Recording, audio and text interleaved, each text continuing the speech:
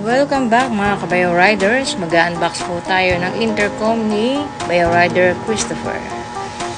At gusto daw po niya na mayroon siyang music, mayroon siyang pantawag at makakakonekta sa mga kabayo riders habang nag-rides. Excited na po siyang gamitin ang kanyang intercom. Yan po, i-unbox po natin. Titignan po natin ang mga accessories niya sa loob. Siguradong mag-i-enjoy pa siya sa mga susunod nating mga rides. Yan po ang ating intercom. Meron po siyang kasamang user manual. Ayan po. At saka po mga information regarding po sa intercom. Ayan.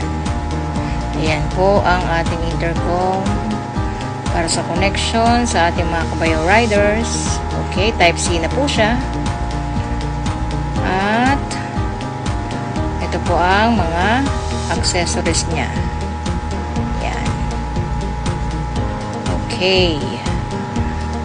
Tingnan natin ang mga kasama ng mga gamit. Meron siyang sabitan ng intercom. Tapos, ayan po, double-sided tape para sa sabitan ng intercom. At mic. Unang mic. Ayan po, yung unang mic.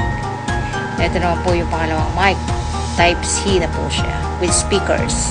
Yan. Wow, very nice. Okay, mga double-sided tape and USB port. Okay. Excited na ang ating Bayo Rider Christopher. Thank you for watching.